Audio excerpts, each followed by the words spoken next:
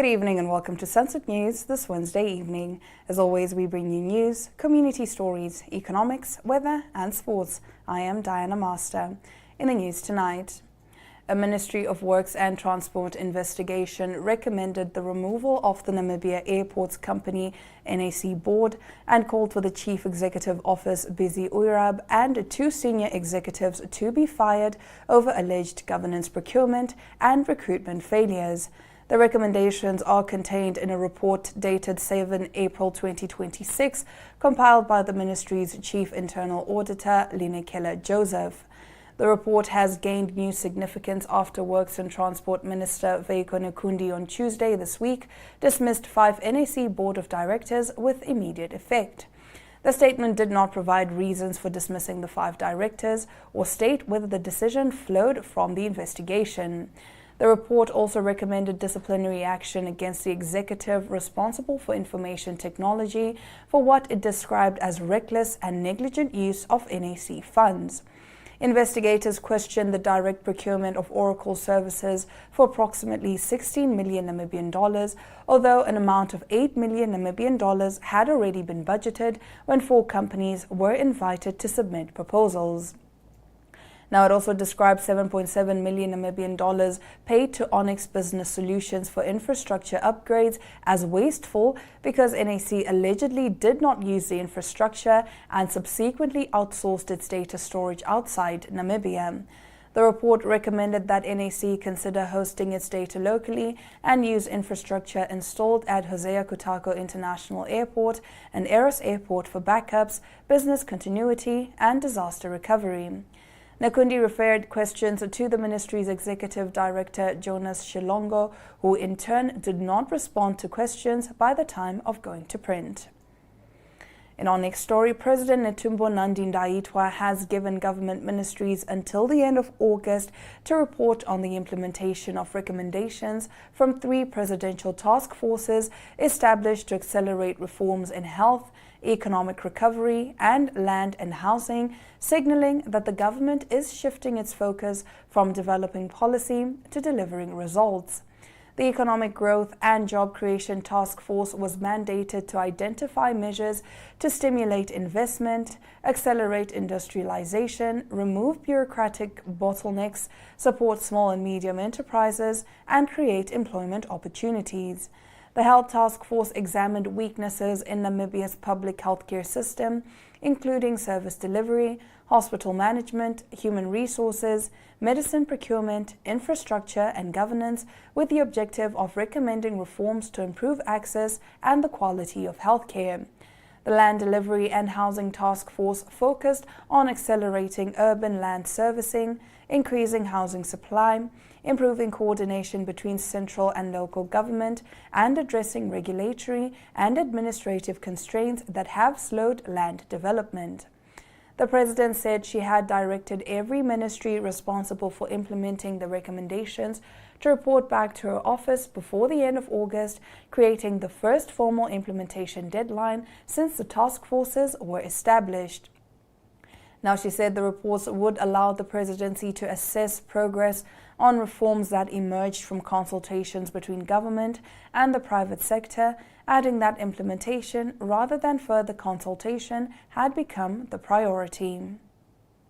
Getting into our next story, Minister of Urban and Rural Development Sankwasa James Sankwasa has warned residents of Grootgeluk against the illegal sale of land, declaring that anyone selling land they do not legally own is committing a crime and will be required to account for their actions.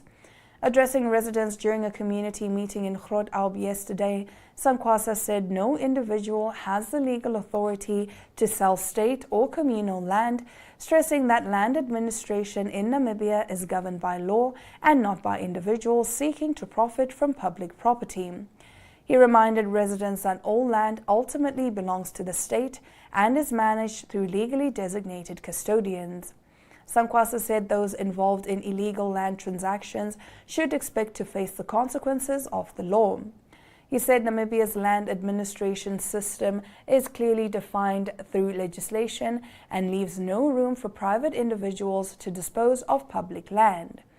The minister added that the law also prohibits land grabbing. Now, community representative Cecil Titus has argued that Windhoek is unable to adequately administer the settlement and has called on government to establish an alternative governance structure that would allow Grootab to manage its own development. Residents have warned that if no solution is found, they intend to escalate the matter to both the Office of the President and the Office of the Prime Minister. And now bringing us to the end of our top stories, the Rundu Tsumkwe People's Foundation today handed over newly constructed ablution facilities worth about 30,000 Namibian dollars to the Visual Impaired Center in Sauyengwa, Rundu, providing residents with proper toilets and bathrooms. Chairperson of the foundation, Elizabeth Lucian, said the project was initiated after the organization discovered that the center relied on old pit latrines and lacked dedicated bathing facilities, forcing residents to bath in their bedrooms using basins of water. Let's take a look at this next video.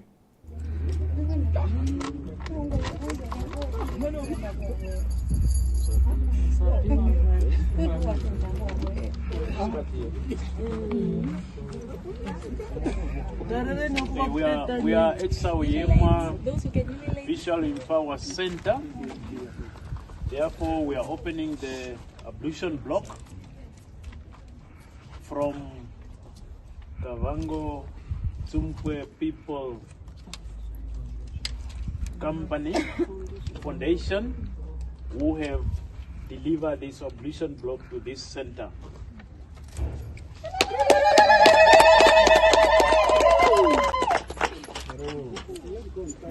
Power. Usho.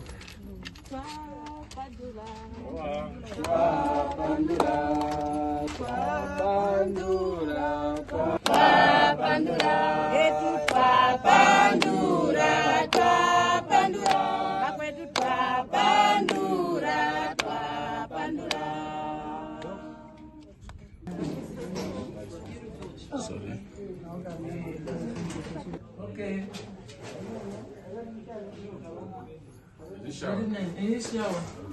Shower. Can you stay in the shower?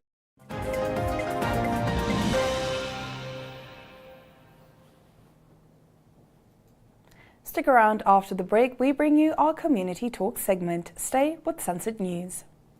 Namibia is a land of movement, with waves that never stop reaching forward. Here, adventure is not something we search for. It is something we are born into.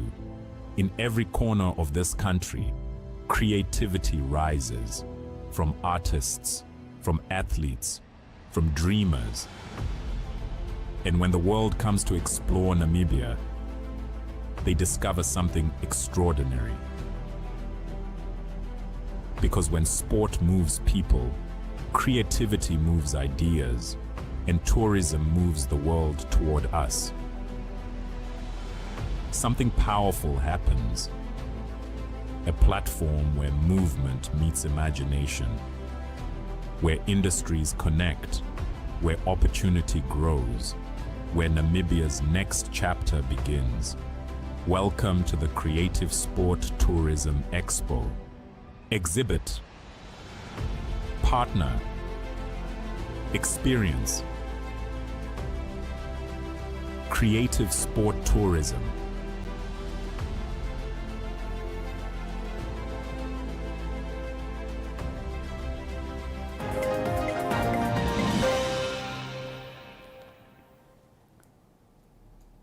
Tonight in our Community Talk segment, community leaders in Okahanja have formally requested a meeting with Prime Minister Elijah Ngurare, saying years of poor service delivery and governance failures at the town council have left residents frustrated and without confidence in local leadership.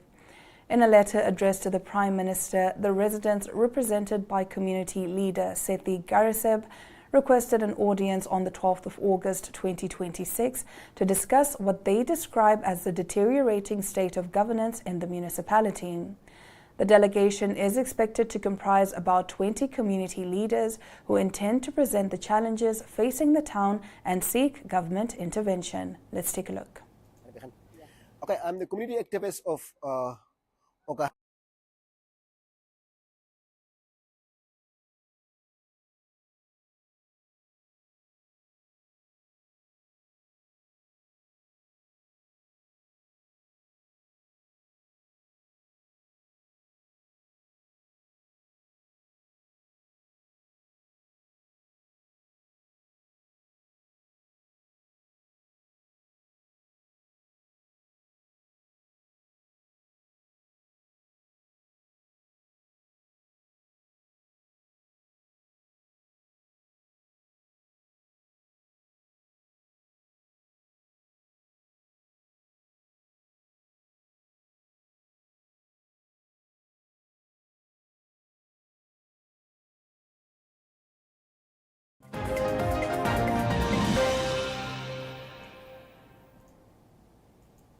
We do apologize for the cut in sound there. Nevertheless, getting into our second community talk segment, Ongwediva Mayor Naemi Amuthenu handed over building materials valued at 20,000 Namibian dollars to families whose homes were destroyed by fire on the 21st of March 2026. The fund exists to support residents affected by unforeseen disasters such as floods and fires. Let's take a look. Okutula po egumbo opo family dilale monga shiku yankala monale namfuka fana mone o mayolo kwa ganja kanu aishe mbako yakala egumbo nali dikwe talikala nombili no nyeta tsikile natango no kukalonga nga atanyenga dala nanka yakini mayane yalo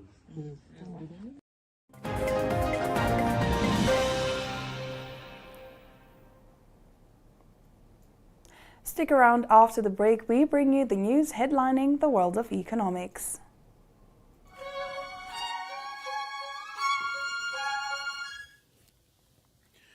From the heart of the continent to its farthest horizons, Africa awakens with stories that shape our world.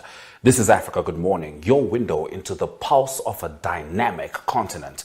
I'm Ashwin Berry, here to deliver the latest news, sharp insights, and the vibrant spirit of Africa. Every weekday, we dive into the headlines, uncover untold stories, and spotlight the people driving change. Plus, stay ahead with daily weather forecasts and economic updates to navigate your week with confidence. With direct coverage from our correspondents on the ground, we bring you in-depth access to Africa's beating heart.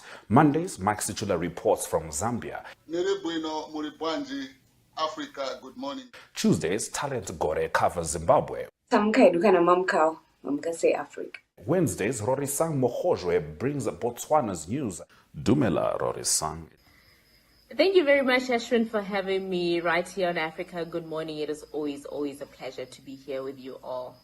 Thursdays, Ari Hogarth tackles South Africa. Yes, very good morning, Ashwin and Anna. Yes, a good atmosphere. And Fridays, we focus on Namibia's bold narratives. From thriving cities to rugged plains, our team is there, capturing the rhythm of a continent on the rise. Africa Good Morning is your essential start. News, weather, economics, and more.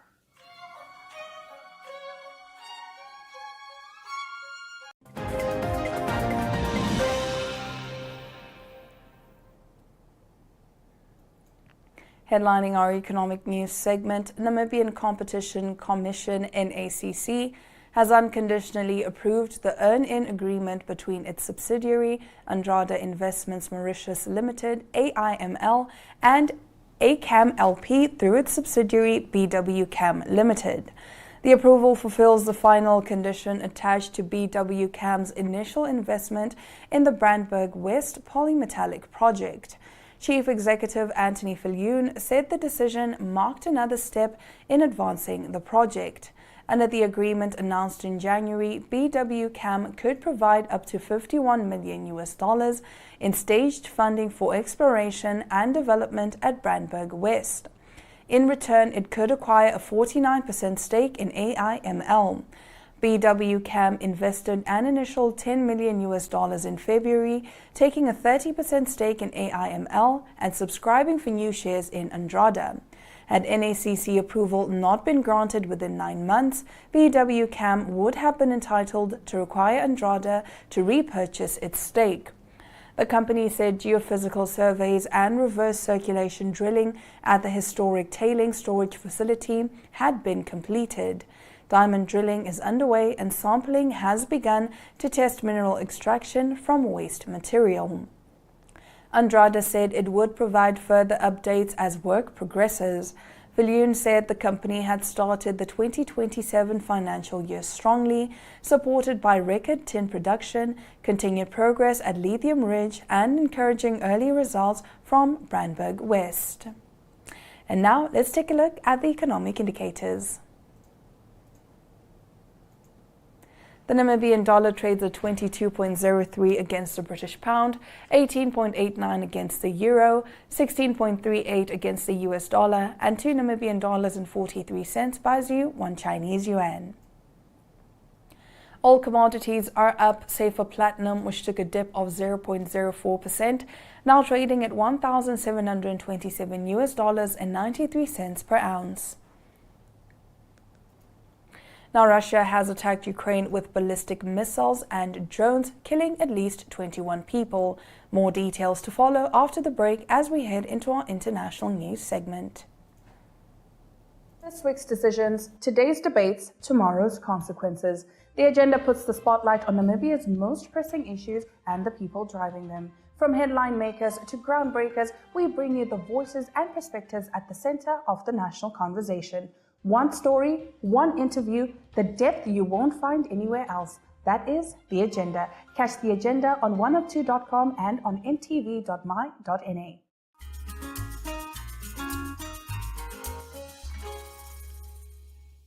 Mornings just got better, Namibia. From the latest headlines to the hottest trends, we're bringing you the conversations that matter. That's right. Bright minds, bold opinions, and a touch of morning magic. This is your daily dose of energy. So grab a cup and join in on the conversation every weekday morning at 8 o'clock with Smell the Coffee, hosted by Diana Master and Aina Riza Quayo.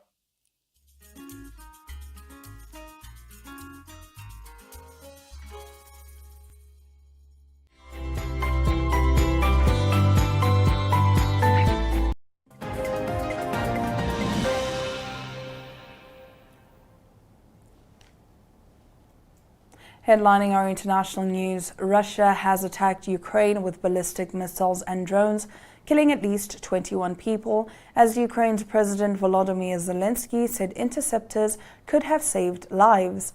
Kyiv and the surrounding region experienced the deadliest strikes it had seen this year overnight, with 17 people reported dead. Attacks in Kharkiv and Donetsk also killed 1 and 3 people, respectively. Ukraine was consistently urged allies for more US-made Patriot missile interceptors to defend against Russian ballistics, has not reported intercepting any of the missiles in the overnight attack. Zelensky added delays in receiving anti-ballistic systems from partners leads to horrific casualties and destruction. The president later said the supply of interceptors from allies had been significantly reduced this year. The Russia Defense Ministry said it had struck logistics hubs and supply centers in Kyiv and the surrounding region. It also said it had hit 3 cargo vessels which were transporting weapons and military equipment near the Black Sea port of Odessa. Ukraine's emergency services said 1 person had died in the city of Kyiv and at least 16 injured, with a further 16 dead and 29 injured in the wider region.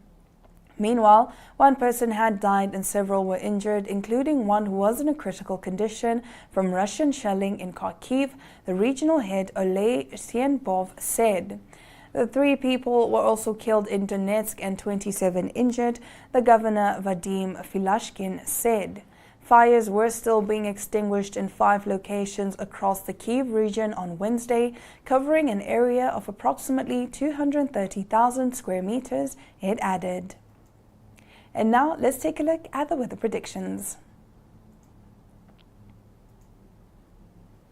Winter can expect clear conditions with maximum temperatures of 23 degrees Celsius and minimum temperatures of 8 degrees Celsius.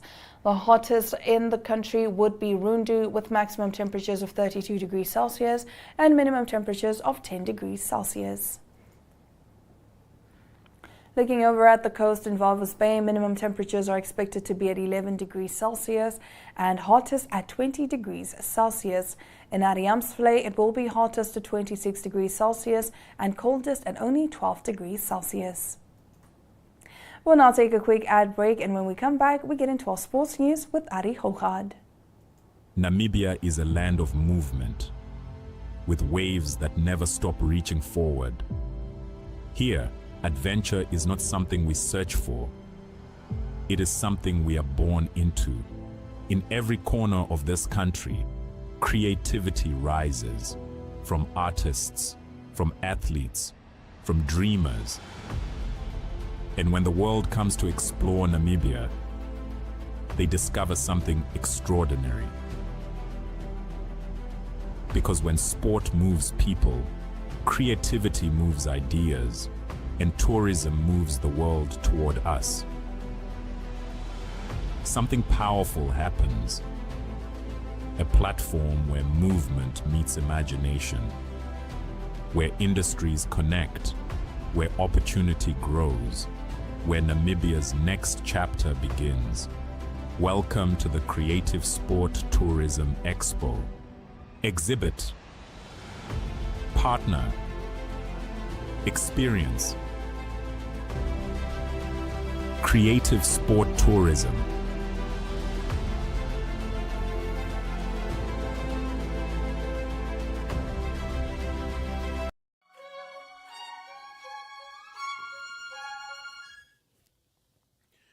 From the heart of the continent to its farthest horizons, Africa awakens with stories that shape our world. This is Africa Good Morning, your window into the pulse of a dynamic continent. I'm Ashwin Berry, here to deliver the latest news, sharp insights, and the vibrant spirit of Africa. Every weekday, we dive into the headlines, uncover untold stories, and spotlight the people driving change. Plus, stay ahead with daily weather forecasts and economic updates to navigate your week with confidence. With direct coverage from our correspondents on the ground, we bring you in-depth access to Africa's beating heart. Mondays, Mike Situla reports from Zambia. Africa Good Morning. Tuesdays, Talent Gore covers Zimbabwe.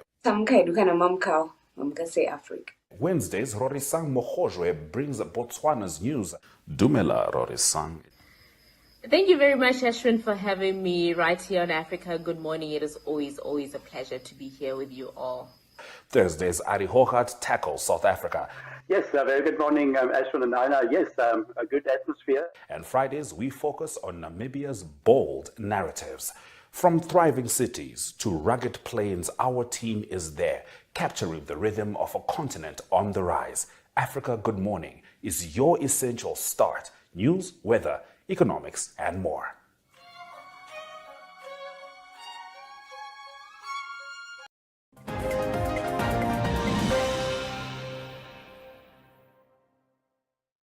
Good day everyone, time for international sports news, and starting off with soccer news first. It is the English Premier League that will start on the 21st of August, and there will be 9 clubs that will have new coaches starting in the permanent manager's role for the new season. Some to mention is Liverpool, that have appointed Adoni Areola, and then also Manchester City needed to replace Pep Guardiola, and he's replaced by Enzo Maresca. And then also Chelsea, there's a new coach for Chelsea, that is Xabi Alonso, and also Crystal Palace will have PSH as their new coach. Some of the other clubs with new managers as well will be Bournemouth, also Nottingham Forest and Fulham, also Ipswich, and then Newcastle also looking for a new coach at the moment. Continuing international sports news with golf news, the new world rankings out for men and women. The men's winner of the Rocket Classic, that is Michael Thorbjornsen. He's up to number 40 in the world. He gained 28 places from number 68 after winning the tournament. The world number 1 is still Scotty Scheffler, and number 2 Rory McIlroy, with the best placed South African being Casey Jarvis, and he's 67th in the world. On the women's side of the world rankings, it is the winner of the British Open, that is Shiku Kawaki. She's from Japan, and she's 16th in the world now, and she bettered 30 places. She was 46. That was before the tournament started, the British Open started. To close off today's international sports news, it is Formula One racing news, and it is the president of the Formula One racing, that is Stefano Tomasilli. He announced that the Formula One season might end in Europe because of all the conflict in the Middle East that's still ongoing. Already it was Bahrain and Saudi Arabia that was cancelled earlier in the year, and the season is set to end with Qatar on the 29th of November and then also Abu Dhabi on the 6th of December. But those two Grand Prix also in doubt because of the conflict, and it might be that the Formula One season ends with a extra race that will be in Europe in that time. That's international sports news for today. Hope you have a great sport day. We'll talk international sport again tomorrow. Goodbye.